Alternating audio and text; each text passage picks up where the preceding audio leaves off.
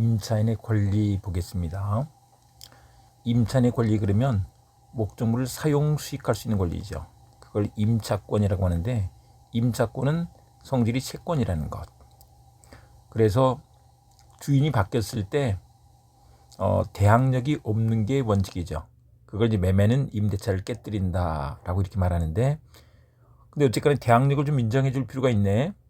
그래서 우리 민법에서 인정하는 것이 등기를 하면 그때부터 대항력이 생긴다, 이렇게 한다는 것입니다. 근데 이게 반대 약정이 가능하다는 거. 근데 반대 약정이 없으면 등기 청구할 수 있다, 이렇게 합니다.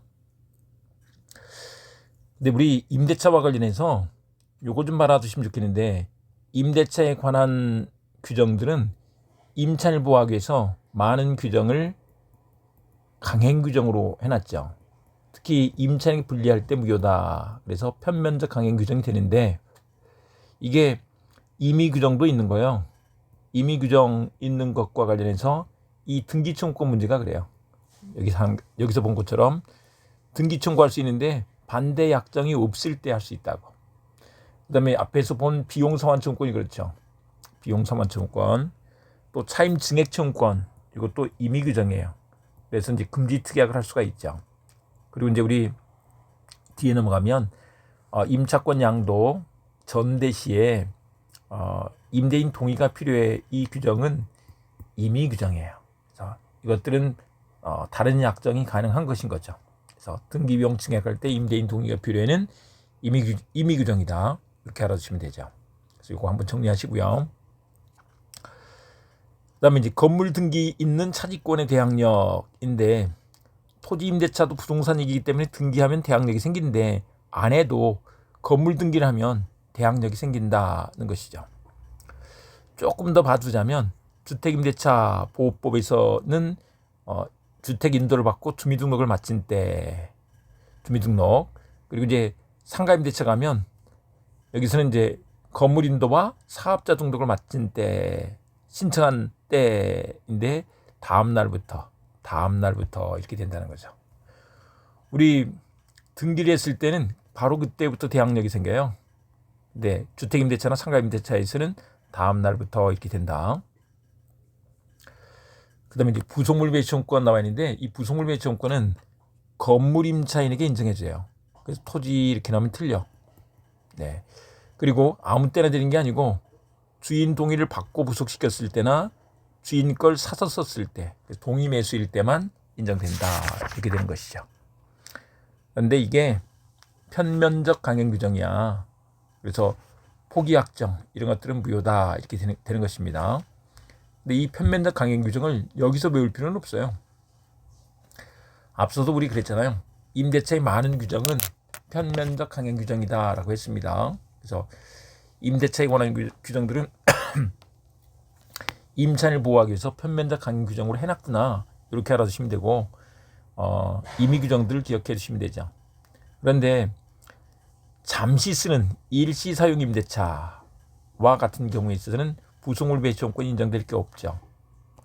잠깐 쓰면서 뭘 붙였다가 나중에 떼가야 될 건데, 일정한 경우에는 주인한테 사세요 하는 것이 부속물 배치원권이에요. 우리 이제 비용 상환 청구권하고 부속물 배치원권을 많이 비교해서 보셔야 되는데, 이게 물건이잖아요. 독립성이 있어야 돼. 네, 비용은 그런 독립성이 있는 게 아니죠. 구성 부분이 됐다, 이렇게 말하죠. 부속물 배치원권은 그걸 행사하면 바로 시가로 매매가 이루어져요. 형성권이죠. 네, 부당이 특별한 청구의 특칙으로서 인정되고, 편면적 강행 규정인데 비용 상환 청구는 임의 규정이잖아요. 그다음에 부속물 배치원권은 건물 임차인에게, 그다음에 이제 비용 상환 청구는 임차인 모두에게 인정을 해주죠. 동의 매수는 이게 부속물 배치원권에서만 생기는 문제죠. 네, 비용 상환 청구권에서는 그런 제한이 없어, 이렇게 되겠고, 그다음에 이제 부속물 배치원권이 임대차 종료 시에 인정되는데, 채무 불이행으로 해지가 됐을 때는, 세가 2번 밀려서 참 이기연체가 있어서 해지했을 때는 매춘을 하면 주인이 세도 밀린 주제에 이렇게 말을 하게 된다고. 그래서 매춘을 못해. 이건 이제 자기가 떼 갖고 가야 된다, 이런 얘기인 거죠. 필요비는 지출한 때 즉시, 유익비는 임대차 종료 시 가액 증가가 현존한 때 하게 되죠. 근데 채무불이행이 있어도 이 비용 상환 청구는 할 수 있어요. 그걸 떼갖고 할 수 있는 것이 아니기 때문에 그렇죠.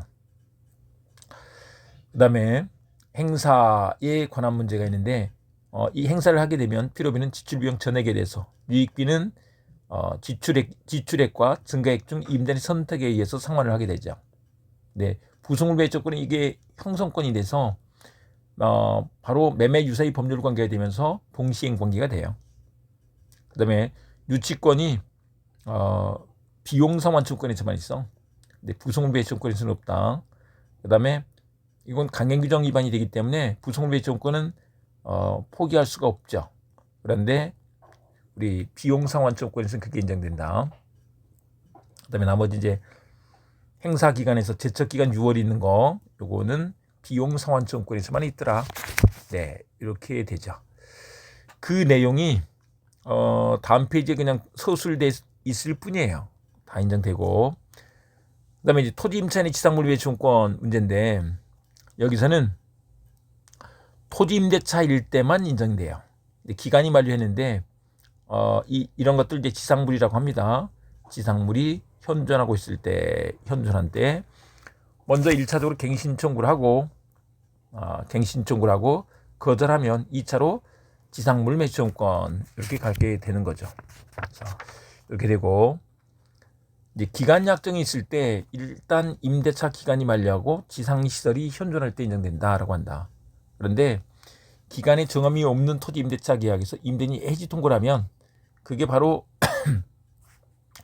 임대인이 거절한 것이 되기 때문에 바로 지상물 배치 청구를 할 수 있다. 네. 그런데 채무불이행으로 해지가 됐을 때는 매수 청구할 수 있는 것이 아니다. 해지를 하게 되면 갱신 청구권이 인정되지 않기 때문에 그래요. 지상물 배치 청구권은 갱신 청구권을 전제로 한 것인데 이것이 인정되지 않기 때문에 그렇죠. 근데 시험에서는 이제 우리 객관식 시험에서는 그런 논리를 물어보지 않으니까 그냥 우리 세도 밀린 이제 무슨 매수 청구야 이렇게 알아두시면 된다. 그 다음에 매수 청구할 수 있는 대상이 뭐냐인데, 이게 지상물이죠. 특히 이제 건물인데 이 건물과 관련해서 무허가 건물이라도 경제적 가치가 없어도, 임대인의 소용이 없어도 할 수 있다는 것이다. 근데 이거를 야 이거 어떻게 이런 거 사서 어떡하라고. 근데 사기 싫으면 갱신해 주라는 거예요.